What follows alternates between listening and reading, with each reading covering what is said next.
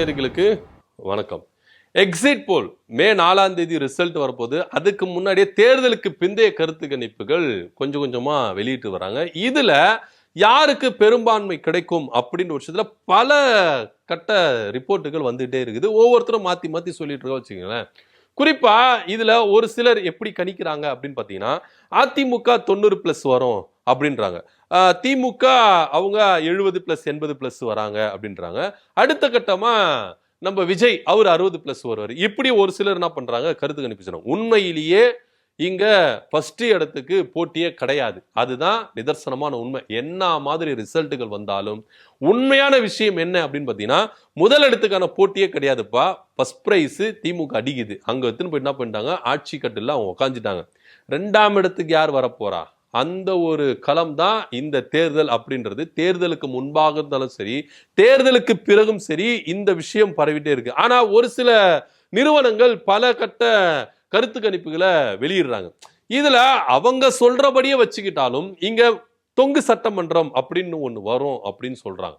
இந்த தொங்கு சட்டமன்றம் அப்படின்னு வந்துச்சுன்னா விஜய் யாருக்கு ஆதரவு கொடுக்க போறாரு அப்படின்னா, இப்போ இங்க திமுக அதிமுக 2 கட்சிக்கும் ஆதரவு யாரு கொடுக்க போறாங்க அப்படின்ற ஒரு விஷயத்துல இருக்கனால விஜய் யாருக்கு ஆதரவு கொடுப்பா அப்படின்ற ஒரு விஷயத்துலதான் பாயிண்ட்ல வந்து பார்க்க வேண்டியதா இருக்கு. இதுல பாஜக ஒரு பக்கம் என்ன பண்றாங்க, பிளான்கள் போட்டு இருக்காங்க. இன்னொரு பக்கம் அதிமுக இந்த மாதிரியான பிளான்கள் போடுறதுக்கான வாய்ப்புகள் அதிகமா இருக்குது அப்படின்றும் பலரும் என்ன பண்றாங்க கருத்துக்களை தெரிவிச்சுட்டு வராங்க.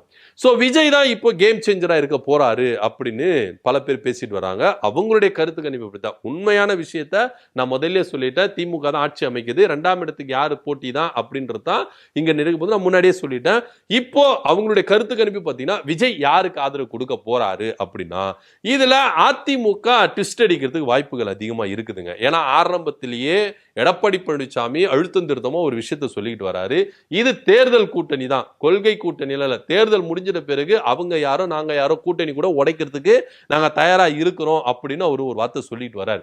ஒருவேளை இங்க அதிமுகவுக்கு அதிகப்படியான இடம் கிடைத்து விஜய்க்கும் கூட்டணி வச்சு இங்க ஆட்சி பிடிக்கிறான்னு ஒரு சூழ்நிலை வந்தா எடப்பாடி பழனிசாமி பாஜகவை அலேக்கா கட் பண்ணி விட்டுட்டு விஜய் கூட கூட்டணி வைக்கிறதுக்கு அதிகப்படியான வாய்ப்புகள் இருக்குது அப்படின்னு பலரும் சொல்லிக்கிட்டு இருக்கிறாங்க. ஏன்னா ஆல்ரெடி இவங்க 2 பேரும் அண்டர் டீலிங் போட்டவங்க தான் தேர்தலுக்கு முன்பாக.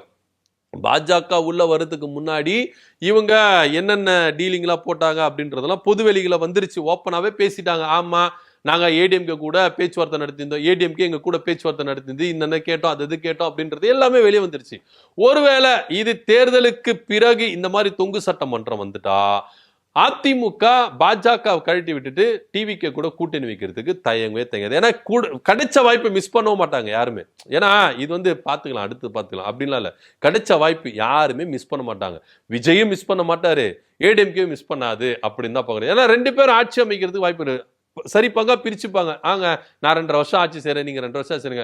நீங்க நான் துணை முதலமைச்சர், நீங்க துணை அமைச்சர், இதுக்கு முக்கியமான அமைச்சர் பதவி எது வேணாலும் இங்க நடக்கலாம் அப்படின்ற ஒரு விஷயத்தை கிடைச்ச வாய்ப்புகளை யாரும் மிஸ் பண்ணிட மாட்டாங்க அப்படின்னு தான் பார்க்க வேண்டிய ஒரு விஷயமா இருக்குது. அடுத்தபடியா பாஜக என்ன மாதிரி ஒரு செயல் திட்டங்களை செயல்படுறதுக்கான வாய்ப்புகள் இருக்குது அப்படின்னு பாத்தீங்கன்னா, ஆல்ரெடி பாஜக வந்து பாத்தீங்கன்னா இப்ப கூட சமீபமா ஆம் ஆத்மி கட்சியில இருந்து மாநிலங்களவை உறுப்பினர் எல்லாம் எப்படி அவங்க அந்த 7 எம்பிகளை வாங்கினாங்க, நிறைய இடத்துல அப்படி எப்படி அவங்க கட்சிகள் எல்லாம் உடைச்சு அங்க ஆட்சியை பிடிச்சிருக்காங்க. மகாராஷ்டிரால, அதே போல வந்து பாத்தீங்கன்னா ஹரியானால, ராஜஸ்தான்ல நிறைய இடத்துல அவங்க வந்து எப்படி ஆட்சியை பிடிச்சிருக்காங்க. ஒரு கட்சி மாநில கட்சி அங்க இருந்ததுன்னா அவங்க போய் உடைச்சு 2 ஆக்கி அந்த கட்சியில குழப்பி அவங்க ஆட்சியை பிடிப்பாங்க அப்படின்றது எல்லாத்தையும் நம்ம என்ன பண்ணோம் பார்த்துட்டு இருந்தோம். இன்க்ளூடிங் பீகார்ல என்ன, நிதிஷ்குமார் 10 வாட்டி முதலமைச்சரா இருந்தாரு. நீ போதும் சார், நீங்க முதலமைச்சரா இருந்தது, நீங்க நாடாளுமன்றத்துக்கு வாங்க, நாங்க சட்டமன்றத்தை பாத்துக்கிறோம் அப்படின்னு சொல்லிட்டு 3 மாசம் தான், எண்ணி 3 மாசம் தான் அவரை முதலமைச்சர் பதவியில இருந்து நீக்கிட்டு அங்க பாஜக ஸ்ட்ராங் ஆகுது. இந்த மாதிரி வேலைகள் எல்லாம் பாஜக கதகச்சிதமா செய்வாங்க. சோ தமிழ்நாடு விதிவிலக்கு இல்ல அப்படின்றத நம்ம இங்க உன்னிப்பா கவனிக்கணும். ஒருவேளை பாஜக எப்படி பிளான் போடுவாங்க அப்படின்னு பாத்தீங்கன்னா, விஜய் கூட பேச்சுவார்த்தை நடத்துவாங்க. ஏன் சொல்றதுக்கு சொல்றேன்னா, ராம்தாஸ் அத்வாலே, மத்திய அமைச்சர் ராம்தாஸ் அத்வாலே பாண்டிச்சேரியில ஒரு பேட்டி கொடுத்தாரு. தொங்கு சட்டமன்றம் வந்துச்சுன்னா விஜய் எங்களுக்கு தான் சப்போர்ட் பண்ணுவாரு, பண்ண வைப்போம். அவர் வந்து ரெக்வஸ்ட் எல்லாம் கொடுக்கல, ஆர்டராவே போட்டாரு. பண்ணுவாருங்க, எங்களுக்கு இல்லாம வேற யாருக்கு பண்ணுவாரு, பண்ணாம இருப்பாரு அவரு, இல்ல நாங்க தான் விட்டுருவோமா அப்படின்னு ரேஞ்சுக்கு அவர் பேசினாரு வச்சுக்கீங்களேன். பாஜக தலைவர்களும் அதை சொல்லிட்டு இருந்தாங்க. இன்னும் சொல்ல போனா பியூஷ் கோயல் எல்லாம் வந்து பாத்தீங்கன்னா விஜயை விமர்சிக்க வேண்டாம், அவரு பிற்காலத்துல நம்மளுக்கு உதவி செய்வாரு, அவரை விமர்சிக்க வேண்டாம் அப்படின்னு பியூஷ் கோயல் அனௌன்ஸ்மெண்ட் கொடுத்தாரு. சோ பாஜக என்ன பண்ணும், ஃபர்ஸ்ட் சாஃப்டா அணுகும். நீங்க வாங்க கூட்டணி வைப்போம், நம்ம 3 பேரை சேர்ந்து வைப்போம், நீங்க எடப்பாடி பழனிசாமி நாங்க எல்லாமே சேர்ந்து கூட்டணி வைப்போம் வாங்க அப்படின்னு சொல்லிட்டு பேசுவாங்க. ஒருவேளை விஜய் ஒத்துக்கலன்னு வச்சுக்கோங்களேன், ஒவ்வொரு எம்எல்ஏவும் விலைக்கு வாங்குவாங்க. விலைக்கு வாங்கி வாங்கி வாங்கி வாங்கி இந்த பக்கம் சேர்த்துருவாங்க. சேர்த்துட்டா ஆட்டோமேட்டிக்கா இவங்க கவர்மெண்ட் வந்துட போது. அதுக்கு எதுக்குப்பா விஜய் அடிச்சு உடியா, ஒரு 4-5 எம்எல்ஏ வச்சு நிறுத்தியா, நம்ம எல்லாரும் தூக்குவையா பண்ணுவாங்க. பண்ணாமலாம் இருக்க மாட்டாங்க. ஏன்னா பாஜக எந்த எக்ஸ்ட்ரீம் லெவலுக்கு கைக்கு கிடைச்சத விட்டுருவாங்களா பாஜக? சும்மாவே விட மாட்டாங்க. கை கிட்ட வந்துருச்சு, இத விட மாட்டாங்க. எந்த எக்ஸ்ட்ரீம் லெவலுக்கும் போய் என்ன பண்ணுவாங்க, போவாங்க. போவாமலாம் இருக்க மாட்டாங்க. சோ இந்த மாதிரி விஷயங்கள் நடக்கிறதுக்கு வாய்ப்புகள் அதிகமா இருக்குது அப்படின்னு சொல்றாங்க. எப்படியா இருந்தாலும் இங்க தொங்கு சட்டமன்றம் அப்படின்றதுக்கு வாய்ப்பே கிடையாது. பல நிறுவனங்கள் ஒரு சில விஷயங்களுக்கு ஆதரவா தெரிவிச்சிருக்காங்க. ஆனா நடுநிலையாளர்கள் இருக்காங்களே, இந்த லோக்போல் அவங்க எல்லாம் பாத்தீங்கன்னா கரெக்டா கணிச்சாங்க. 2021 தேர்தலுக்கு முந்தைய கணிப்பும் தேர்தல் பிந்தைய கணிப்பும் அவங்க கரெக்டா கணிச்சாங்க. அதே போல திமுக ஆட்சி பிடிச்சது. நாடாளுமன்றத்திலும் திமுக தான் வரனாங்க, அதே போல திமுக வந்தது. சோ இந்த மாதிரி விஷயங்கள்ல லோக்போல் போன்ற ஒரு சில நிறுவனங்கள் நடுநிலையா நம்ம கரெக்டா அக்யூரேட்டா பண்ணுவாங்க.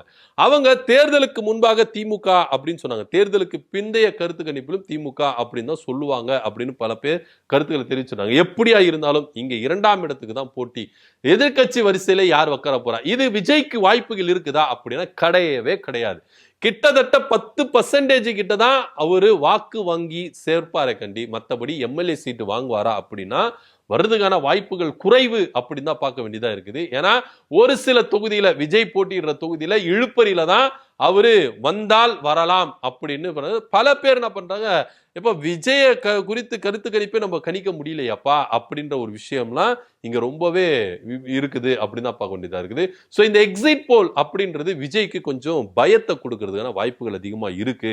இன்னும் சொல்ல போனா அதிமுகவுக்கே இது பயத்தை கொடுக்கறதுக்கான வாய்ப்புகள் அதிகமா இருக்குது அப்படின்னா, ஒருவேளை தொங்கு சட்டமன்றம் வந்துச்சுன்னா பாஜக விஜய அணுகி சுமூகமா கூட்டணிக்குள்ள கொண்டு வரதுக்கு வாய்ப்புகள் இருக்கு. இல்ல கட்டி எம்எல்ஏக்களை விலைக்கு வாங்கி இங்க ஆட்சி அமைக்கிறது வாய்ப்புகள் இருக்கு. அப்படி இல்லைன்னா அதிமுக பாஜக கட்டி விட்டுட்டு விஜயும் இங்க அதிமுகவும் கூட்டணி அமைக்கிறதுக்கு வாய்ப்புகள் இருக்குது அப்படின்னு பார்க்க வேண்டிய ஒரு விஷயமா தான் இருக்குது. என்னதான் இருந்தாலும் இங்க நான் முதல்ல சொன்ன மாதிரி தான், முதல் இடத்துக்கான போட்டி கிடையாது. முதல் இடத்துல திமுக வந்துடுது. 2ஆம் இடத்துக்கான போட்டி தான். இந்த 2ஆம் இடத்துக்கு யார் வரப்போறா அப்படின்றதான் ரொம்பவே உன்னிப்பா கவனிக்க வேண்டிய ஒரு விஷயமா இருக்கு. இதை பத்தியோட கருத்து எப்படி கமெண்ட் பண்ணுங்க. நன்றி, வணக்கம்.